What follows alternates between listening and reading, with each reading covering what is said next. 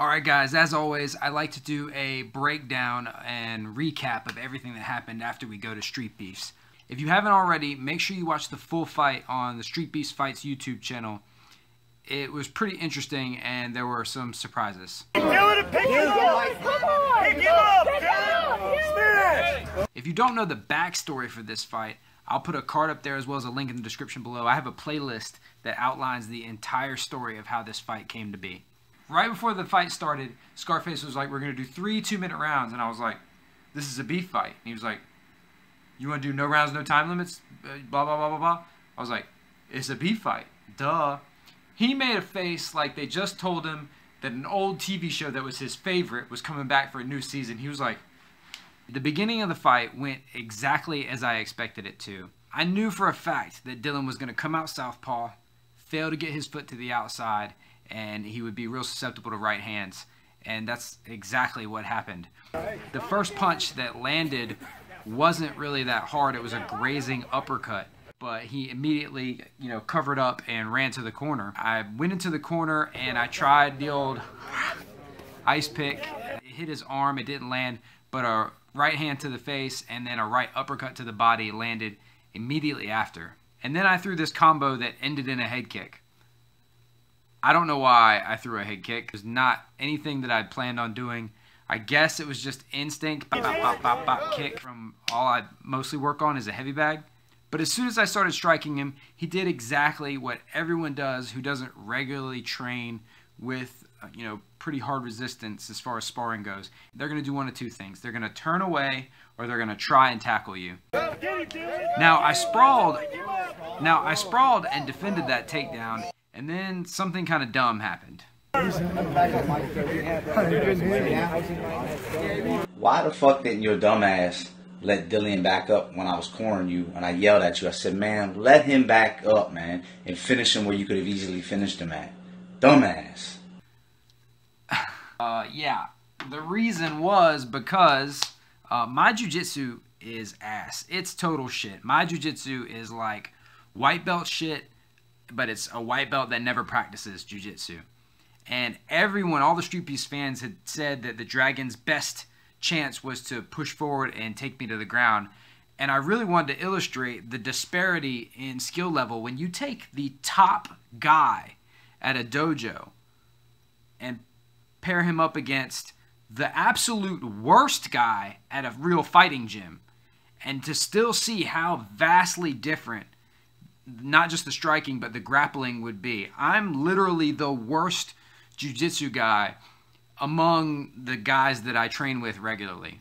The worst. And I also felt like my arm was getting in really tight for the guillotine. And I'm really high percentage with that guillotine in jiu-jitsu class.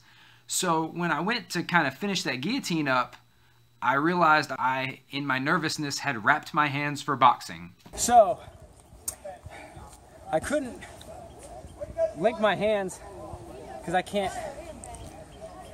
squeeze them. I didn't think at the time to like hook my fingers in my gloves, and I couldn't grip anything. So then I ended up on my back and I immediately started shrimping, and it was fine. I was gonna get away, but it tore my back to shreds. It was pretty bad.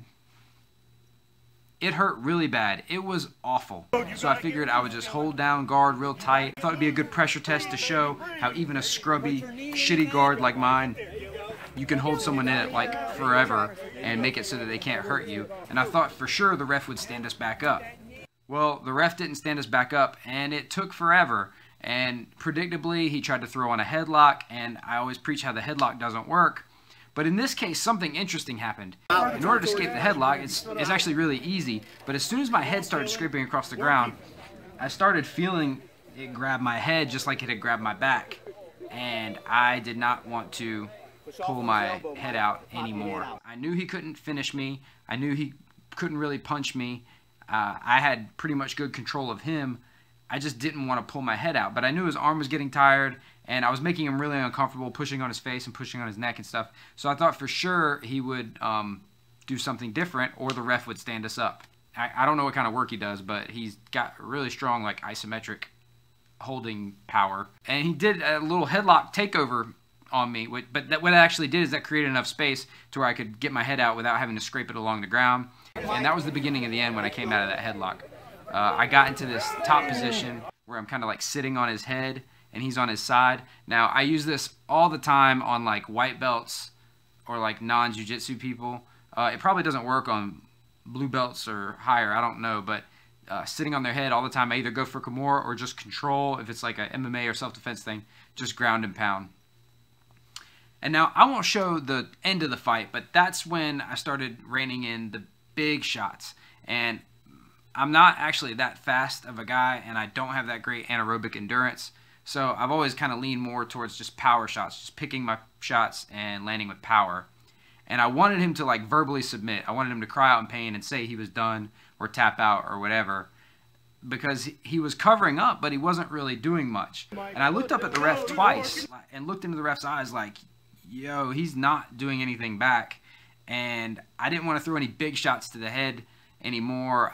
I gave him a couple, but nothing big to the head. I was trying to go big to the body just to make him feel like he needed to quit without having to like give him a concussion or anything like that. Now, immediately after the fight, there was a moment that some of you guys are going to think was corny or laughable. But if you understand the history of how this fight came to be, and you understand the implications of what this fight means for Dylan, you'll understand why that moment was important. Now, after the fight, me and Dylan talked. We actually discussed, ways that he could get equipment for his dojo. I gave him some pointers as far as how to run that stuff. We talked a little bit about the techniques and the things that happened. We did a little mini breakdown right then of the fight. Hell, we even took pictures together. So all in all, it was a great experience. It was a lot of fun. I got to hang out with a lot of, everyone's favorite street beef fighters. It was a great experience. We got a ton of footage, and we actually have a vlog coming up of our complete Street Beefs experience. If you haven't already, there's a video up now of me and Mighty Mouse training together, him warming me up for the fight, as well as some techniques from him. Now, I want to give a shout out to all my friends, family, and sponsors that allow me to do this. We want to thank Primal Gourmet, especially for providing us the great food that we had to eat on the trip up there. And a big thank you to Wiseflys, who provided the travel tips, as well as provided us with the GoPro. Shout out to Rev Gear for providing my shorts and gloves for this fight, as well as some of the equipment we used to prepare for it. Also, I just thought I would throw this out there, what this thing is, because a lot of people asked us about this when we were shooting out there for the stuff for our channel. And this is just a Zhiyun Smooth Q cell phone gimbal. And that's what gives us those stable shots. If you go watch the training footage of me and Mighty Mouse, you'll see kind of how this can turn like cell phone footage into really, really cool footage. And this one is not really expensive. I'm going to put a link in the description below to this one here. So go check this out if any of you guys are YouTubers and you're looking for like a inexpensive way to really increase the level of your footage. So that's my breakdown on the fight with the Dragon at Street Beefs. If you want more fitness tips, self-defense techniques, gear reviews, as well as concepts and principles that make you hard to hurt, make sure you subscribe to this channel and turn on notifications.